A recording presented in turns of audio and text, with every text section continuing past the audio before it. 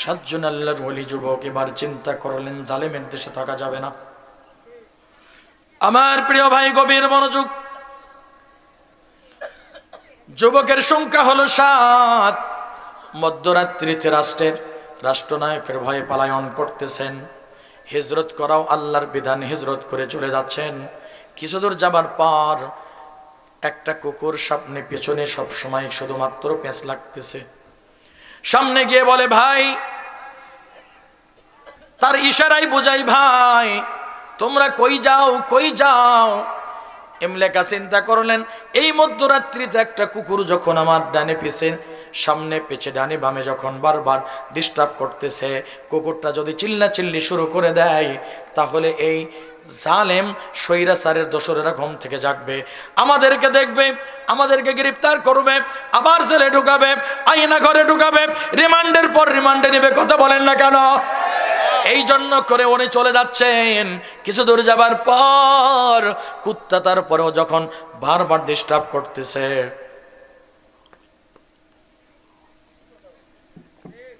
এই ডিস্টার্ব সহ্য করতে পারলেন না। এক পর্যায়ে লেখা ওই সাইডে একটা ইটের টুকরা বা শক্ত মাটি ছিল, মাটি বা ঢেলটা হাতের মধ্যে নিলেন, কুত্তাকে লক্ষ্য করে নিক্ষেপ করলো। কুত্তার এই চোখের নিচে সাইড মতান্তরে ওপর সাইড আঘাতপ্রাপ্ত হবার পর ঝরঝর করে রক্ত পড়তেছে, রক্ত দিয়ে চোখটা ভিজে গেল, চোখের কোনা দিয়ে রক্ত আসতেছে। ঠিক ওই মুহূর্তে আসমান জমিনের মালিক আল্লাহকে কি কে যেন মনে মনে বলে। আসমানের মালিকের দিকে তাকিয়ে বলে, মালিক আল্লাহ,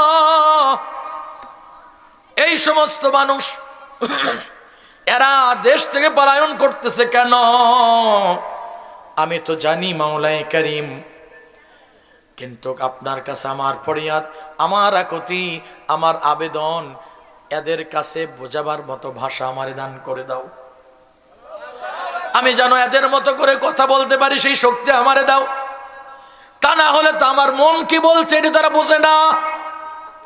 একটা কুকুর নিকৃষ্ট প্রাণী হলেও আপনি আপনার বাড়ির সবচাইতে খারাপ খাদ্য যেটা আপনি খেতে পারেন না, ওই খাদ্যটা কুকুরকে দিচ্ছেন, ওই কুকুর খাচ্ছে। আপনি নামাজ ঘর ক্রস করে চলে গেছেন মাদ্রাসা পর্যন্ত, কুকুর দেখবেন পেছনে পেছনে দৌড়ে বেড়াচ্ছে, দৌড়ে বেড়াইতেছে।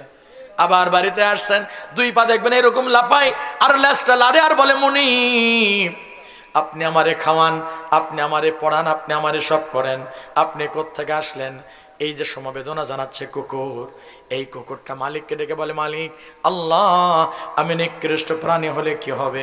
সবাই তো জানে আমি ভেউ ভেউ করি, কিন্তু আমি যে আপনার তাসবিহ জপি। আল্লাহু আকবার।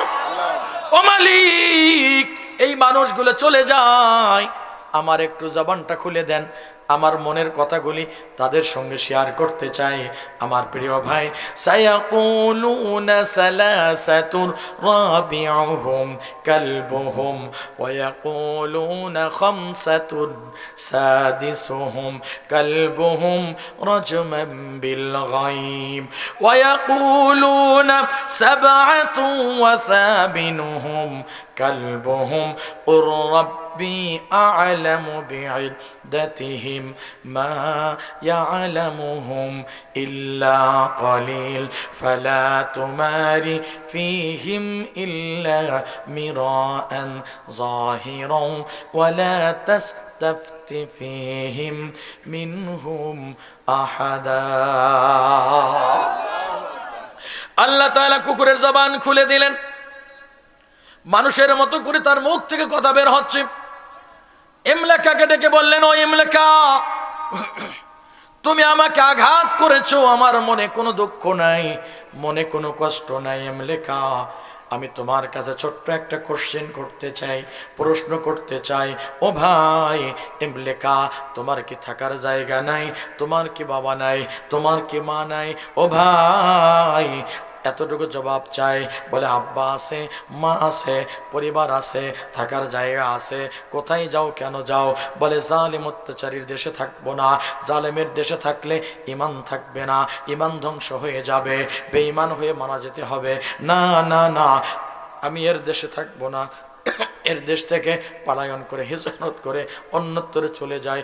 সঙ্গে সঙ্গে কুকুর বলে, ভাই তোমরা যে আল্লাহর ওলি এর মাঝে কোনো সন্দেহ নাই, আমি কুকুর, আমি নিকৃষ্ট প্রাণী, তোমরা যুবক মানুষ, তোমাদের সঙ্গে একটু সোহবতে থাকতে চাই, সুসম্পর্কে থাকতে চাই। আমার প্রিয় ভাই, একজন মানুষ যদি খারাপ হয় আর সে যদি ভালো মানুষের সোহবতে থাকে, সংস্পর্শে থাকে, দেখবেন খারাপ মানুষ আস্তে আস্তে ভালো হয়ে যাচ্ছে। আর একজন ভালো মানুষ যদি খারাপ মানুষের থাকে সাথে থাকে, তাহলে এই ভালো মানুষটাও এক সময় খারাপ হয়ে যাবে। কই তুই তো বিড়ি খাস না, আমি তো বিড়ি সিগারেট খাই, ধর আমার বিড়িটা একটু ধরে দে। কথা বলেন না কেন? অথচ সে বিড়ি খাওয়া বুঝতো না, একদিন ওরে ধরায় দিছে, পরের দিন কই দুইটা টান দে, আর একদিন বলে ধর আজকে সিগারেট একটা খা। দেখবেন দিন যায়, এই সম্পর্কে খারাপ মানুষের সংস্পর্শে থাকার কারণে খারাপ হয়ে যায়। ঠিক তেমনি একজন ভালো মেয়ে, খারাপ আমার মেয়ে কিচ্ছু বোঝে না, ধরুন খারাপ মেয়েদের মেসে যদি থাকে, ঘরে যদি থাকে, 1 মাস 2 মাস 3 মাস যাবার পর বলে, আমি আমার ফ্রেন্ডের সঙ্গে চাইনিসে গিয়েছিলাম, তুই যাবি না? কথা বলেন না কেন? বা চল চল, টাকা তো লাগে না। বলে কেন? বলে আমি বড় লোকের ছেলে ধরছি, তুই সিঙ্গেল থাকবি কেন? প্রেম করলি বিয়ে করা লাগবে। কে বলছিল? চ যাই একটু রিলেশন করে আসি, মোমাইনে বেরিয়ে আসি। কথা বলে না কেন? কথা বলে না কেন? আমার প্রিয় ভাই, খারাপ মানুষের সঙ্গে থাকলে আস্তে আস্তে খারাপ হয়ে যাবে। যখন তোমাকে এমন যদি কেউ ধোঁকা দেয়, তুমি মনে করবা শয়তান আসর করছে না, দূর হয়ে যাবা, ওর কাছে থাকবা না, সরে আসবা। প্রয়োজন হলে বাবা মাকে জেনে দিবা, বা যেই ম্যাচে থাকি পরিবেশ বড় ভালো নয়, কাউকে দোষারোপ করার দরকার নেই। ওই পরিবেশে থাকলে হয়তো আমি আমার সতীত্ব নিয়ে থাকতে পারবো না। আমার প্রিয় ভাই, এজন্য কুকুর নিকৃষ্ট প্রাণী হলেও আল্লাহর ওলিদের সঙ্গে যখন আসেন, যাত্রা শুরু করলেন, চলে গেলেন, যাবার পর সকাল হয়ে গেল। ঠিক ওই সময় কয়েকজন যুবক পরামর্শ করলেন, ভাই এখন সকাল হয়ে গেছে, আমরা যদি অ্যাডভান্স হই, যেতেই যদি থাকি, তাহলে কিন্তু লোকজন ধরে ফেলবে। কি করা যায়? এই যে 2 পাহাড়ের পাদদেশে গিরিপথ গুহা আছে, এই গুহার মধ্যে আমরা আশ্রয় নেই। দীর্ঘ পথ পাড়ি দিয়েছি, আমরা তো ক্লান্ত হয়েছি, এর মধ্যে একটু রেস্ট নেই। সবার পর পরস্পর গুতা দেয়, ওঠ। আর একজনকে বলে, ভাই ওঠো, কতক্ষণ ঘুমাইলাম, কতক্ষণ ঘুমাইলাম। এ ওকে গুতাগুতি করে, কেউ কিছু বলে না। একজন বললেন, এই মাত্র ঘুমাইলাম। আর একজন বললেন, বিরক্ত করো না, এক্ষণে ঘুমাইলাম। একজন বলে, একদিন কিছু অংশ বেশি। ওরা বলা বলি যেটি করলো, আল্লাহ তাআলা তাদের বক্তব্য পবিত্র কালামুল্লাহ কোট করে দিয়েছেন। ওয়াকাযালিকা বা'আথনাহুম লিয়াতাসাআলু বাইনাহুম قال قائل منهم كم لبثتم قالوا لبثنا يوما أو بعض يوم। যুবক ঘুমিয়েছেন, তাকান আমার দিকে। এনারা যে চলে যাচ্ছেন কার জন্য? কথা বলে না, না আপনাদের বুঝে মনোযোগী নাই প্রিয় ভাই। এরা যে হিজরত করছেন, পলায়ন করছেন, কার জন্য? আল্লাহর জন্য। কেন? যেহেতু জালেম শাসক, স্বৈরাচার শাসক, যেহেতু তারাই সব, এখানে থাকলে ঈমান থাকবে না, ঈমান রক্ষা করার জন্য যাচ্ছেন, মানেই এই হিজরতটা হলো আল্লাহর জন্য। কার জন্য প্রিয় ভাই? এ কারণেই ময়দানে যখন কোনো মানুষ, কোনো ছেলে, কোনো ব্যক্তি, কোনো মেয়ে রাস্তায় নামবে, লিল্লাহে তাকবীর, আল্লাহু আকবার স্লোগান দিয়ে ইসলামের জন্য কাজ করবে, এটা হবে আল্লাহর জন্য। কার জন্য? কিন্তু সাদিয়ানারা যখন স্লোগান দিল, নিরপরাধ নির্দোষ মানুষ ঘুমিয়ে আছেন, উলামায়ে কেরাম মাশওয়ারা করছেন কাকরাইল মসজিদে। সেখানে 2 জন সমন্বয়ক, 2 জন ছাত্র প্রতিনিধি, সার্জিস আলম আছেন, হাসনাত আব্দুল্লাহ আছেন, 2 জন আছেন আল্লামা শাইখুল হাদিস, ইবনে শাইখুল হাদিস। যেই মানুষটাকে জাতি চেনে নেই, যেই মানুষটাকে স্বৈরাচার চেনে নেই, চেনার পরেও তার জনপ্রিয়তা দেখে তার স্ত্রীকে নিয়ে রিসোর্টে গিয়েছেন। এখন তার কলিজার টুকরা সন্তানরা বলল, হুজুর কি হলো? বলে আপনার এটা সাথে কে? বলে আমার বিবি। বলে কাবিন নামা দেন। এখন যদি আমি উল্টা প্রশ্ন করে বলি, ভাই তোমরা তো এ সরকারের কলিজার টুকরা সন্তান, তোমরা তোমাদের বিয়ে, তোমাদের বান্ধবীকে নিয়ে বেড়াচ্ছ, এর কাবিননামাটা দাও। কথা বলে না। আমরা তো দেখেছি, আপনাদের বগুড়াতে হয়তো বা নেই, আমরা দেখি অনেক সময় অনেক ইয়ং ছেলেদের পেছনে কোনো একটা মেয়ে বসে, সে আবার বসে, ভাই আমরা দেখায় এইরকম ধৈরা। আমি বোধহয় বেশি বললাম, আমি কি বেশি বললাম? সত্য হলে বলেন ঠিক। এমন ভাবে ধরে, ওই হুন্ডা ধরা বাদ দেওয়া ধরে, কই মরি একসাথে ধৈরা মরমু। বিয়ে করছো? কয় না বিয়ে করিনি, মাগার মহাব্বত আছে। কথা বলো না কেন? মহাব্বত আছে, এই মহাব্বত তো জায়েজ, একেবারে কবুল হজের। গুনাহ টুনা আছে না নাই? গুনাহ কি আছে? একদিন কি কেউ জিজ্ঞেস করেছে কেউ যে তোমাদের কাবিননামাটা দাও? তো দেয় নাই। ছেলেরা জিজ্ঞেস করলো কাবিননামা কই? বলে আমার স্ত্রীর আবার কাবিননামা কেন? আমার বাবার কোনো কাবিননামা নেই, আমার দাদার নেই, আমার অন্তর বলছে আমার ভাইয়ের বাবারও রেজিস্ট্রি করা নেই, কাবিননামা আপনার আব্বা মারও নেই, দাদা দাদির তো প্রশ্নই আসে না। কথা বলেন না কেন? তাকে সেখানে আটকানো হলো।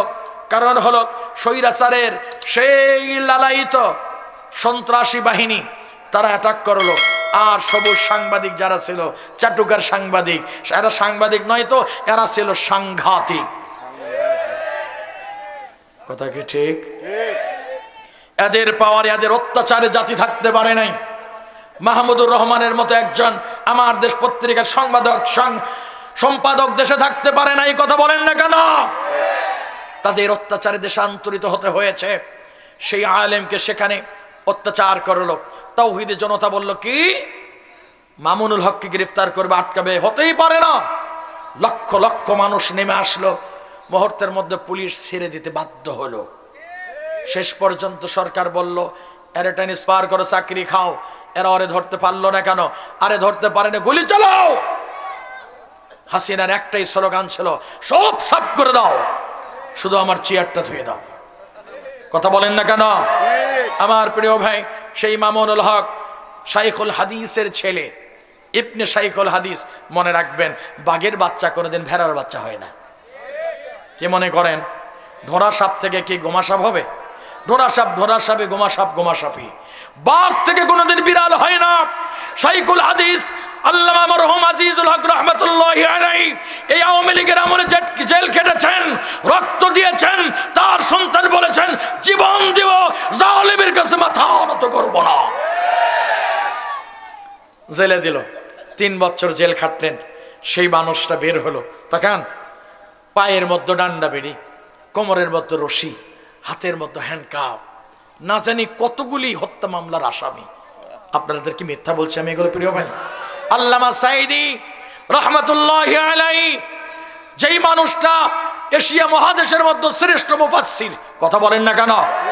সেই মানুষটাকে সুকৌশলে পুশ করে হত্যা করা হলো। করলো কে? জালেম, স্বৈরাচার। শাইখুল হাদিস বৈঠক করছেন, তাকান আমার দিকে। মূল কথা, হাসনাত আব্দুল্লাহ আছেন, সার্জিস আলম আছেন। থাকার পরেও যখন এই সাদিয়ানি সাদপন্থীরা আকস্মিকভাবে সশস্ত্র অবস্থায় ঢুকে পড়ল, হক্কানি উলামায়ে কেরাম ইস্তেমার ময়দানে ঘুমাচ্ছেন, কেউ তাসবিহ তেলাওয়াত করছেন, তাহাজ্জুদের সময় হয়ে গেছে, কোরআন তেলাওয়াত করছেন। এমত অবস্থায় অ্যাটাক করলো সশস্ত্র অবস্থায়। আপনারা শুনেছেন, ভিডিও ফুটেজে দেখেছেন কি হত্যাকাণ্ড তারা ঘটালো। মুআজ বিন নূর, এই ছেলেটার প্রথম দিন ভাষণ শুনে বলেছিলাম নিঃসন্দেহে আমার বগুড়াতে যদি ওরে পাওয়া যেত, আমি যদি ওরে জয়পুরহাট কোথাও যদি পেতাম, প্রত্যেকটি মাহফিলে আমি বলেছি এরা যেখানে পাবা এর গাছের সাথে থুমের সাথে বাঁধো, জুতা খোলো, হাত দিয়ে বেরো না, জুতা দিয়ে আর মারো, আর বলো তুই সবচেয়ে এই দেশের বড় রাজাকার। সন্ত্রাসীর মতো কথা। এই সন্ত্রাস সহ তার নেতৃত্বে গিয়ে আমাদের নিরপরাধ নির্দোষ আলেমদেরকে তারা হত্যা করলো। কথা বলেন না কেন? হত্যা করলো, আমরা সহ্য করলাম, কারণ আমরা সন্ত্রাসী নই। এই আলেম শাইখুল হাদিস ইবনে শাইখুল হাদিস ব্রিফ করলেন, জাতিকে শান্ত থাকতে বললেন। আমার যারা ফ্রেন্ড লিস্টে আছেন, আমিও মুহূর্তের মধ্যে লাইভ করেছি, আমি সেখানে বলেছি শান্ত হন, ধৈর্য ধরুন, আল্লাহর পক্ষ থেকে মদদ আসবে। আল্লাহু আকবার। আজকে জাতি জানতে পেরেছে, বাস শেষ, আমার শেষ। জাতি জানতে পেরেছে যে স্বৈরাচারের দোসর কারা। কথা বলেন না কেন? এরা ইন্ডিয়ার নরেন্দ্র মোদীর এজেন্ডা বাস্তবায়ন করছে। বাংলার পবিত্র ভূখণ্ডে ইন্ডিয়ার কোন এজেন্ডা বাংলাদেশে বাস্তবায়ন হতে দেওয়া হবে না। নরেন্দ্র মোদীর লালায়িত এই সন্ত্রাসীদেরকে বাংলাদেশে কখনো সহ্য করা হবে না। কথা ঠিক কিনা বলেন?